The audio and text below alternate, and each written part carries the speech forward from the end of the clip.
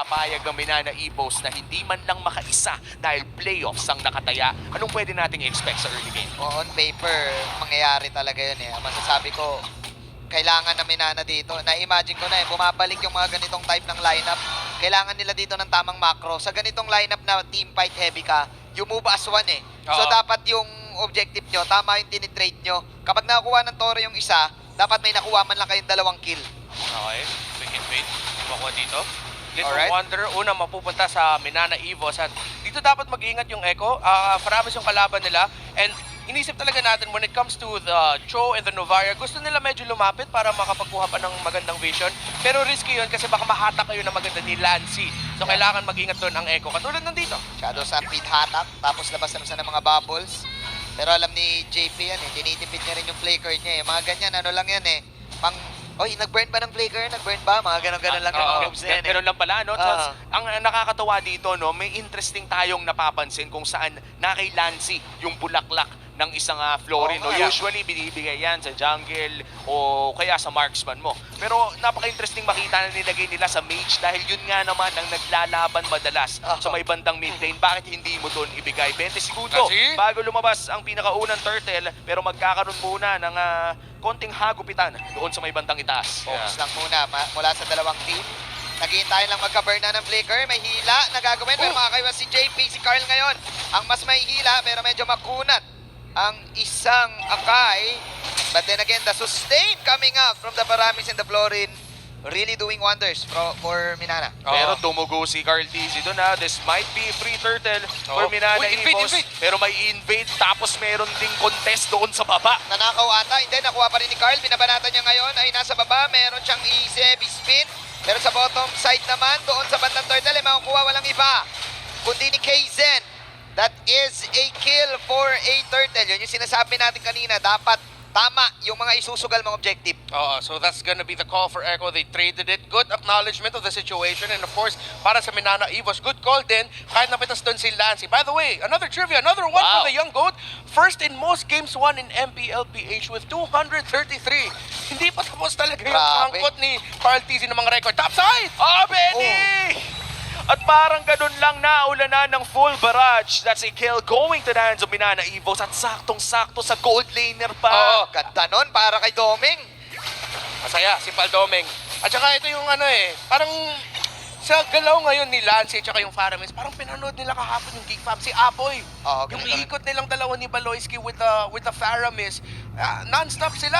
Kuha ng info, kuha ng konting pokes, kahit hindi sila makakuha ng kill. At tama naman yung ginagawa ngayon ng Minana Evos at medyo nakikita mo na didisrupt nga yung pag-ikot ng Echo na hirapan dito sila JP at saka si Sanji. Meron ka kasing dalawang life sa side ng Minana. Kapag nakasipa si JP ng isa, pop lang ng ulti si Spider Miles. And then, pag nandun pa si Lancy, like kung katabing-katabi, pwede lang din siya mag-ultimate ng Shadow Realm. So, kailangan yung side ng Echo, yung pick-off nila. Rekta kill. Then again, may dodge ang gagawin si JP. Yun lang mga hindi yung natuturo. Oo, hindi yung natuturo. Yung mga paharap, yung iwas mo paharap, babariling ka na, pero yung iwas mo paharap. Naiwasan niya yung Abraser's Wrath. Could have been a kill there for Kaizen. Then again, it's still 1-1. Alright. Speaking of 1-1, naka-corrosion side na dito si Benny Cutie. And that's something that Minana Evos has to watch out for. Again, masaya naman dito si Doming na nakakuha ng first kill ang Minana Evos na sa gold laner ng Echo. So right call ito by Echo, pero Minana Evos are doing the same thing. Focus on the turtle while Echo gusto nila mag-push na mga lanes. Tsaka nirespeto ng Minana Evos, no? Pero sa may bandang ibaba, may turtle fight. Kaizen tumatangki ng konti. Dito tayo nakapokus sa turtle fight. Goes Stampede. Baba natin Sanford, pero makakapag-out si Sanford. 3K ang buhay ng turtle. Turtle ngayon. Carl DZ, binitawan niya muna. Carl, binaba natin ngayon ni na Lord J.E. Pero heavy spin, red 3. At pumalakpak ang mga fans ni Carlito. May kasama pang emote yun, boy. Nilabas yung doge. Pre, yun yung mga bagay na hindi mo kailangan ng malalim na analysis Basta nag-ulti, tapos nag-retry, nakuha. Benny! Ay, nako po, medyo maasim lang. Benny Cutie, munti ka na actually na ma-pop off yung ultimate ng 1-1. Pero may clutch stun din na lumabas. Galing kay Spider Miles. Kita mo na ubos na yung marka. And malapit na mag-ulti dun si Benny, but clutch stun galing kay Spider Miles. Full barrage coming in from Doming. Wala lang. Wala lang. Ano lang, Pong lang. pang-clear lang. Tsaka grabe, no, kanina dun sa isang banat na lang ni 1-1, makakalipad na sana, hindi nagpa-panic flicker si Doming. At talagang alam niyang kaya niyang ilakad. Pagkatapat mo yung 1-1, dapat pag binanatan ka, titignan mo rin yung mark eh. Oo. Tapos sasabayan mo lang yung lakad niya eh, para hindi mag-proc yung mga, ano ba yun, A-pumps. Yung mga para hindi mag-proc yung ultimate. Oo. Oo. alam ko man din, darts yung binabato ni 1-1 eh. Oo, yun. Pero yung mga hindi ko darts. alam kung ano yung tawag dun sa minamarkahan Yung niya. basta yung mark. The Basta 1-1 yung mark. Basta yung mark. So, good job for Minana. Good job, of course, for Doming. Meanwhile, in the mid lane, heavy spin. Sino maiipit dito? Na paggamit mag-isa ng ultimate si Lancy. Uy, Oh my grabe. G! Pero yung heal pa rin, Tatakas pa! yun yung sinasabi natin. Yes.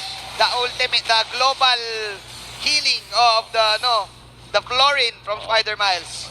Kung tutuusin, no, parang medyo uube line na pala ang ating nakikita dito. Parang, Uy, teka lang dun sa may bandang itaas. Benny Cutie goes down once again. Pero, 1 for 1. Okay, I gold think that's laner worth trade. it. Yeah.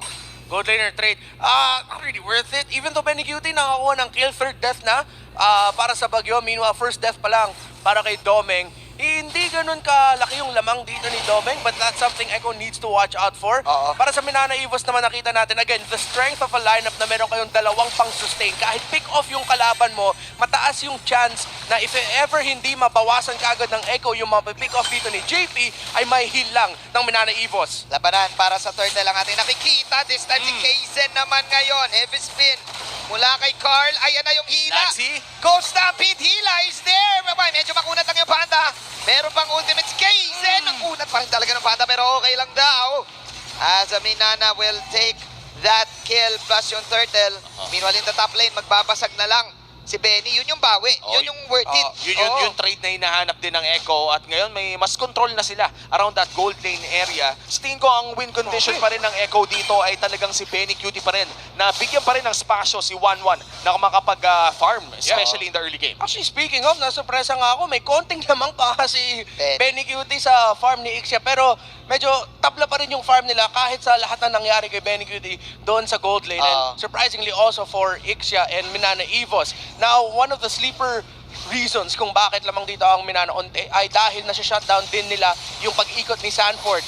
The rotations onto their Lord JM na handle niya na maayos yung lane. Ay, ayun lang. Flicker Way of the Dragon combo. At yun yung pinakaayaw mangyari ni Lancy sa kanyang sarili. Yung siya lang ang madadali. Tapos ito pa yung masama, hindi kasi wala kasing pwedeng mag-react sa ganun eh.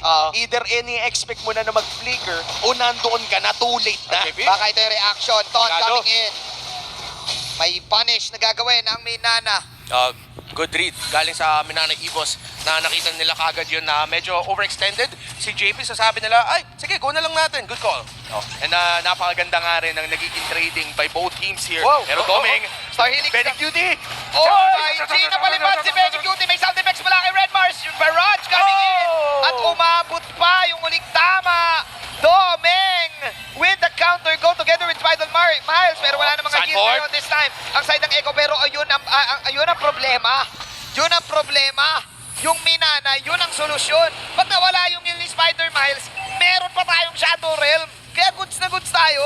Grabe talaga yung sustain, no? Ito yung isa sa mga variant ng uube lineup talaga na nakita natin ilang seasons ago na rin yung Estes plus the Faramis. But this time around, it's the Florin plus the Faramis. Napakahirap talagang pumatay dyan at medyo kulang pa kasi sa item si Benny Cutie. Kaya kahit nakalipad siya doon, hindi masyado bumalik ang kanyang HP. Crucial ang magiging, sabihin na natin, Wind of Nature para dito sa larong ito dahil nga sa full barrage. Pero Lord ngayon, sasayawan na ng dalawang kupunan. The item may lighting truncheon na dito si Lancy. Kailangan mag-space out onte ng Echo. Masakit na yung damage ng Faramis at nirarush na lang ng Minana Evos. Alright.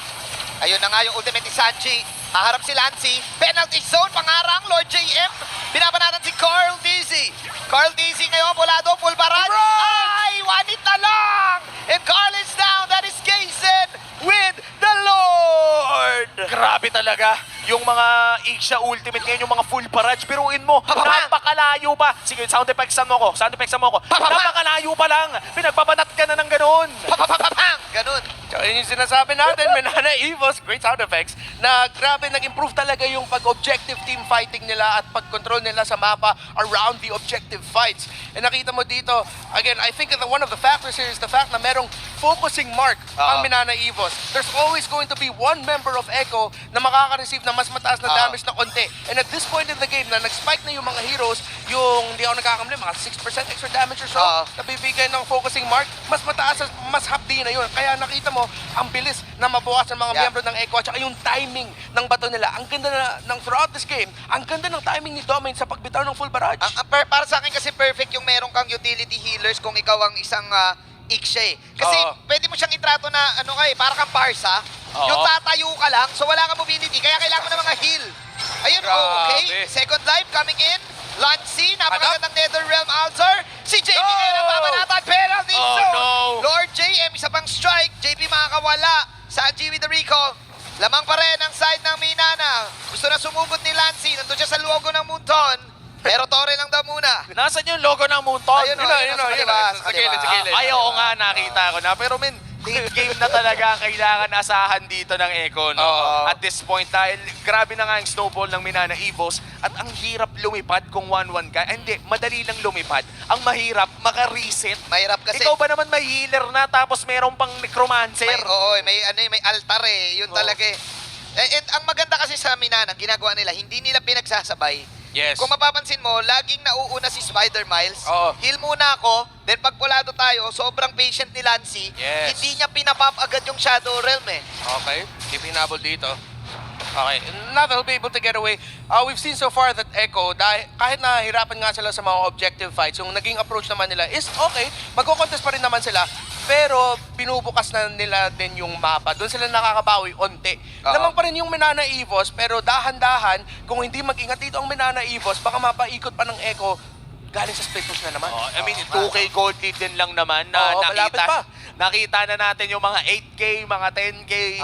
Ano yung nakakabaliw, may nangyari din, 13K pa, tapos nabaliktad pa rin. Ano yun, RSG? Last week lang yun. Nakapak nila yung some 8K plus na kalamangan. So, sa sinabi ni Renmar, siguro pwedeng doon kumuha yung Echo na panalo. Sa split sa isa-isa, yung pitas isa. Ang problem, hindi na gagawin ng Nana na mag-iisa-isa eh. Magsasama-sama na to eh. Ubi time na nga sila eh. Yun na yun eh. JP?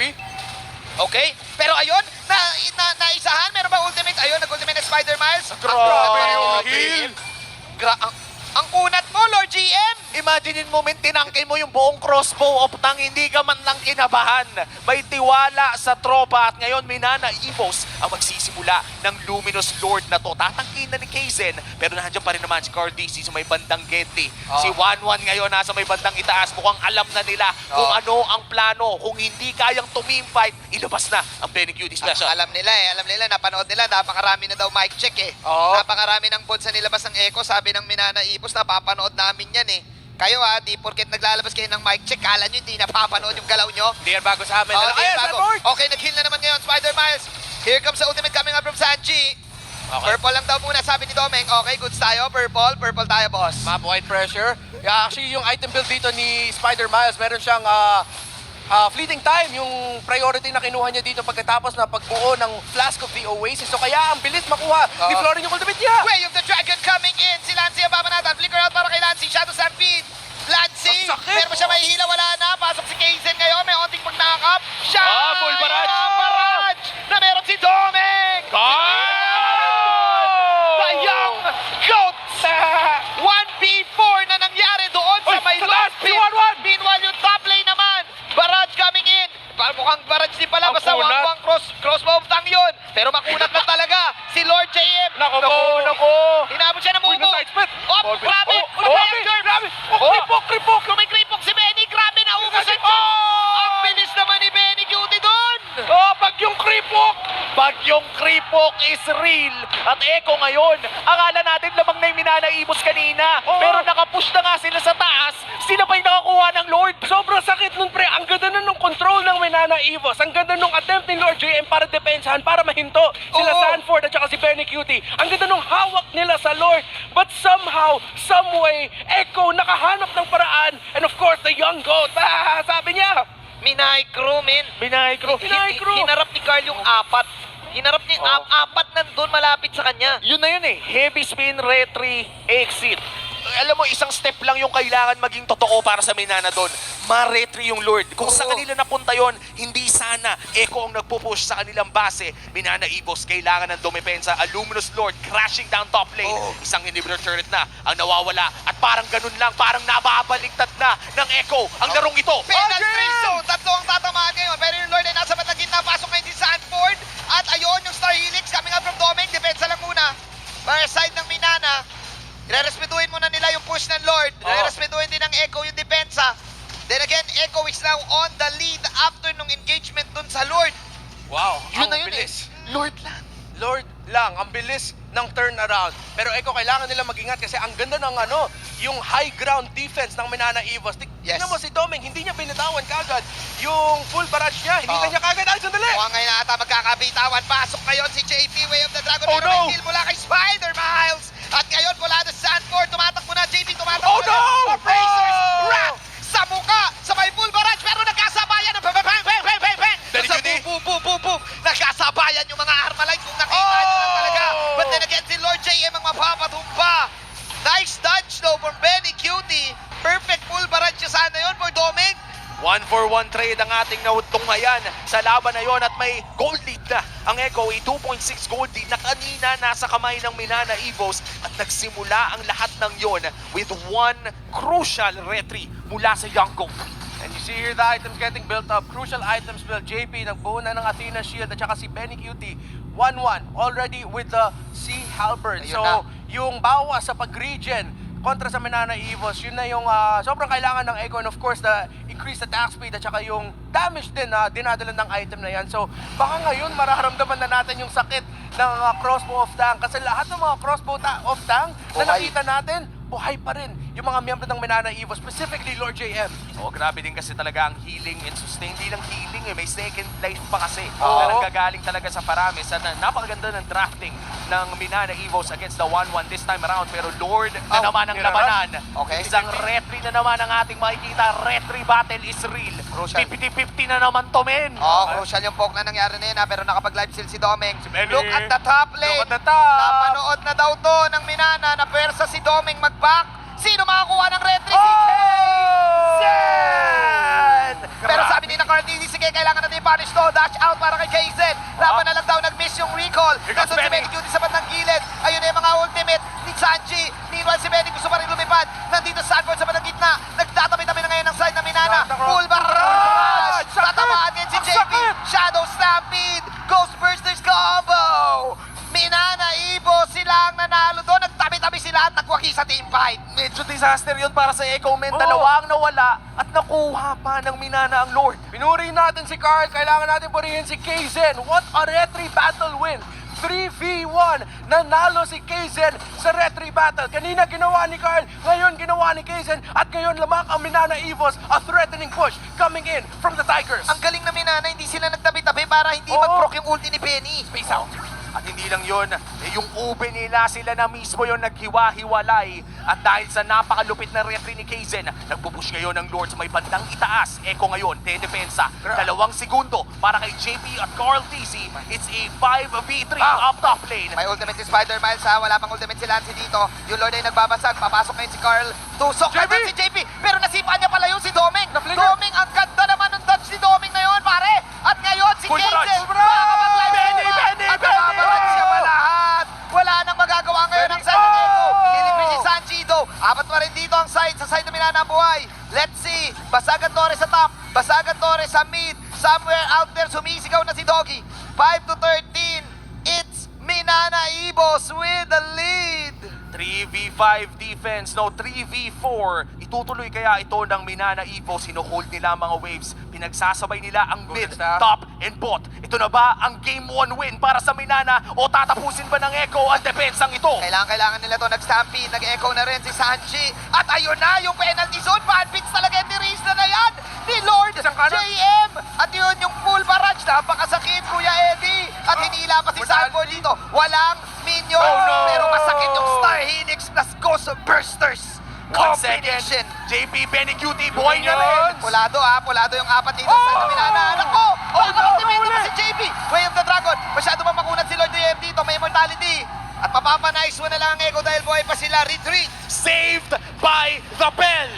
Minana Evos, ano nangyari dun? May moment, may split second, nakatayo lang sila. And just like that, Echo gets to turn it around. Nakapagdepensa sila. Si JP pa nga nakapagkuha ng dalawa, two-man knock-up. And then the pick-off onto Domeng. Item-wise, everything is checked. Makita mo na lang dito yung buy and sell ng mga items, Immortalities, Winter Truncheons, and of course their Wind of Nature buy and buy out ang ginagawa dito ng Domeng with a trade out, and of course the Guardian's Helmet for Kaizen. Crucial flicker kay Domeng kanina. Sobrang crucial nung na-misdirect niya yung Wave the Dragon. Yes. Makikita natin ngayon, no? Echo ang co-contest pa rin sa Lord na ito kahit kalbo na ang kanilang base. Minana Evos, Echo hindi na nagmamatter dahil lahat sila lock build na at this point. Kung sino mang makakuha ng Lord na to ay siguro mananalo na dahil hindi rin natin alam yung mga ganong klaseng depensa eh. Akala natin tapos na pero hindi pa pala. Oo nga, namula rin kasi silang apat eh. So tinake ng Echo yung opportunity, kaya yun eh. Pasukin mo, full life ka, tapos apat pulado, palag na yun eh. Big vision ang binigay dito ni Sanji gamit ang kanyang Novaria. Nakita nila si Domeng at saka yung dalawa pang miyembro ng Minana Evos. Nag-push sa baba. So sa bottom lane. Echo. Naka-win talker na nga rin dito si Sanford eh. Oo. Handang-handa naman napak ng Torre pero mukhang lilipat pa ng lane. Okay. Uy, si Benny, lilikod.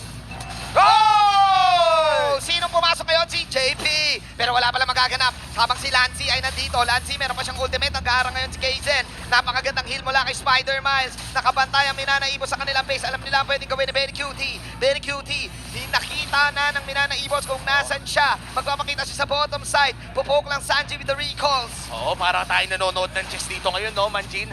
Hindi mo alam kung saan ba dapat pumwesto ang isa dahil may presyo ang bawat galaw sa sa mapang ito. And 22 minutes in, Carl TC pinapaingay na yung Lord. Sinasabi niya sa Minana Evos na gusto namin to, pero mukhang may iba silang binabalak dito. Merong parang may bagyo ata eh na at ating nakikita low pressure area doon sa bandang mid lane na pwede pumunta sa bottom lane. I really want to give it up to Lord JM. Yes. Keeping the composure sa pagdidepensa dito kay Benny Cutie. At hindi lang yun, no, katapat din niya si Sanford, isa sa mga pinakamalakas na XP laners in the entire Uy, world. Nag-flicker out si Lord JM. Buhay pa rin siya, boss! Buhay pa rin, Una talaga ng Tarisla na to. Laki ng maso. 2 minutes in na tayo sa Lord Dance na to. Talagang pinapatagal ni Carl. Hinihintay yung mga waves at pinaglalaban ang map control. Chess game na ang laro ngayon sa mapa. Maduduling ka talaga dito kasi tinitignan mo yung Lord kung ikaw yung Minana Evos pero tinitignan mo din yung side lanes mo. Ayaw mo ma-split push, ayaw mo ma-backdoor. Uy, JP Grabe yung na vision. Astral Echo. Uy, pa siya! Sumakto yung last pixel doon, sabay na doon. JP, si Sanji! wala siyang immortality ngayon ha. Nandito si Benny Cutie, mag-creep walk in. Binabanatan ngayon si Sanford, Kaizen. Sanford! Sanford nasa likod. Sumasabak-sabak. Boom, boom, boom. Pero healing galing mula kay Spider Miles. Ay, double knock-up. Pero ang kunat pala rin talaga ng Minana Evos. Kunat, Sanford! Lahat na lang ginawa ni Sanford, ginawa niya na pero hindi pa rin kaya. Goal barrage! Ang kunat ng Minana Evos. Si Spider Miles nakatago dun sa bush at nahiling galing niya ang mga kupunan niya, ang kanyang mga teammates to the point na dalawa na wala sa Echo. Naipit na't lahat, nabuhay pa rin. Ultimate OP lineup is real for Minana Evos. Ultimate OP lineup ata ito, boss eh. Dalawang ultimate. Ultimate healing galing sa Minana Evos. Grabe, lahat na ginawa ng Echo na tama. Sabi ng Minana Evos, may second, third, fourth, not 2, not 3, not 4, not 5 chances para makanalo sila sa laban. Ang dami nilang heal, sobrang kunat nila, and this Lord is looking good para sa Minana. Sobrang crucial din ng Wind of Nature doon ni Domeng bago siya pag-ipitin ni Carl TC. Pero retry battle na naman to. What if biglang umikot si Carl? What if my i-retry niya? Kaizen, wag mong hayaan mangyari yan! Pero kasi sabi ni Domeng, laban na lang to. Spinaruni mula kay Carl, may stop! Kaizen ngayon! Not this time, Carl! Ako ang mas malupit na K as Kaizen will secure the Lord. At nakita mo yun, calculated by Echo, sinubukan nila Sanji with the Astral Recall, Carl TC sinubukan mag-retry, but Minana Evos, ulit, ang ganda ng composure, the improvement with the Lord fighting, and of course, Kaizen, again, on point sa pag-retry. This is it. Ang depensang malala na naman mula sa Echo. Si Benny Cutie nagpe-pressure sa may bandang ibaba, mukhang i-hold ni JP ang Lord sa mid lane. Konting pag-aabang lamang, konting paghihintay sa mga pwedeng mangyari, pero may wave din kasi sa itaas. And this is a 4v3 sa base nila. Ang sakit ng Lord. Oo. Kalahati na yung buhay ni JP, JP. napabalik siya. At tama si Umi, may wave kasi, kaya pwede ka namang sumaybay dito sa top. At nako, napadoble pa ata yung wave doon sa ginawa ni JP. Boomerang coming in, bumaba na lang si JP, si Benny Cutie Benny. dito. Pero matatamaan siya ng penalty Oh, zone. no! And Benny Cutie is down. And that is it. Me, Nana Evos will take game number 1. And this winning moment is brought to you by our